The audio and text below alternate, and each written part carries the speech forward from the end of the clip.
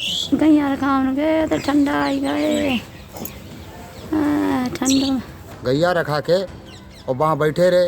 ये ठंड में वहाँ से उठ के जब चले, एक पुलिया हमारे गांव के पश्चिम साइड में पड़ती है, वहाँ तक आए, वहाँ तक वे गिर गए। जब घर से यहाँ से भागे तो उनको उठा के लाए तो उनको कुछ रहा ही नहीं।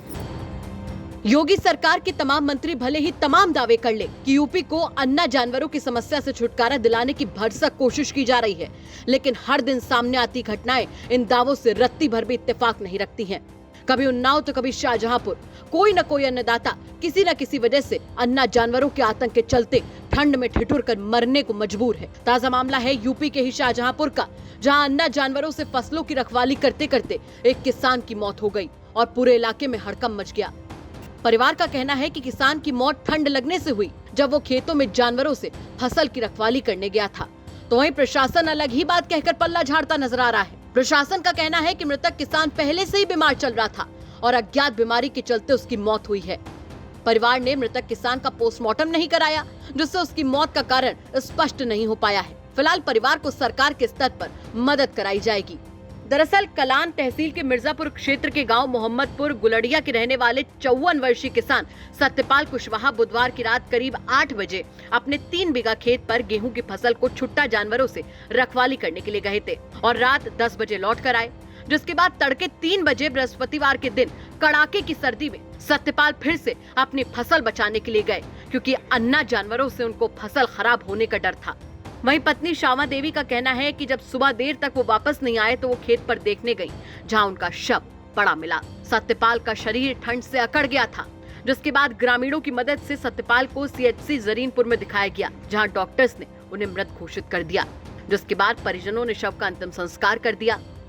वहीं परिजन रामशंकर का कहना है कि मृतक छुट्टा पशुओं से रखवाली करने के लिए खेत पर गए थे। पुलिया के पास आकर अचानक से वो गिर गए और उनकी मौत हो गई। लेखपाल को सूचना दी थी, लेकिन कोई नहीं आया। इनकी जो मृत्यु हुई कौन थे आपके? ये चाचा मरे हैं। कैसे घटना हुई है? ये घटना गैया रखाने गए थे। गैया रखा के और वहाँ बैठे रहे। ये ठंड में वहाँ से उठ के जब चले, एक पुलिया हमारे गांव के पश्चिम साइड में पड़ती है, वहाँ तक आए, वहाँ तक वे गिर गए। तो मौके पे कोई था नहीं। जब वहाँ से लोग गाय रखा के दूसरे लड़के आए वहाँ से, तो उनने देखा, उन्होंने घर पर खबर की कि देखो जो डरे। जब घर से यहाँ से भागे तो उनको उठा के लाए तो उनको कुछ रहा ही नहीं। यहाँ तहसील पे लेखपाल के को बताई थी तो उन्होंने लोगों ने कुछ सुनी नहीं, इसकी जानकारी नहीं की। कोई आया नहीं? कोई नहीं आया। अरे हमारा गरीब आदमी 2 बीघा हमारे पास खेत है कि हम मंजूरी अपनी कर रहे हैं, हमारे को ऐसा साधन सरकार हमको के दे दे जिससे हमारा गुजारा हो जाए। लड़की कैसे भी शादी करेंगे हम। वहीं मृतक की पत्नी मानो अंदर से टूट सी गई है। वो कुछ भी बोलने की हालत में नहीं है। वो इतनी बेसुध है कि सवाल का जवाब भी ठीक से देने की स्थिति में नहीं दिख रही हैं। अच्छा, इनकी जो मृत्यु हुई है कौन थे आपके? पति। कैसे हुई मृत्यु इनकी? गैया रखावन गए तो ठंडा आई गए। ठंड जानकारी कई दफा बताओ। जानकारी का वहीं इस पूरे मामले पर एसडीएम दुर्गेश यादव का कहना है कि मृतक किसान 2-3 दिन से बीमार चल रहा था। अज्ञात बीमारी से उनकी मौत हुई है, क्योंकि परिवार ने पोस्टमार्टम नहीं कराया, जिसकी वजह से मौत का कारण स्पष्ट नहीं हो पाया है। इसीलिए तहसील कार्यालय पर कोई मदद नहीं हो सकती। फिर भी नियम के मुताबिक जो भी कार्रवाई होगी वो की जाएगी। हमने अपने अधीनस्थों को निर्देशित कर दिया है कि सरकारी स्तर पर इनकी जो भी संभव मदद हो वो कराई जाए।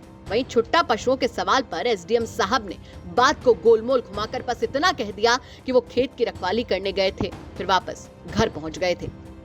कल हमें एक फ़ोन पे सूचना प्राप्त हुई थी। उन्होंने मुझे अवगत कराया कि मोहम्मदपुर गुलड़िया के व्यक्ति हैं, इनकी ठंड के कारण मृत्यु हुई है। तो मैंने उनको तत्काल कहा था कि मृत्यु से अगर ठंड से मृत्यु हुई है तो तत्काल आप पोस्टमार्टम करा लें।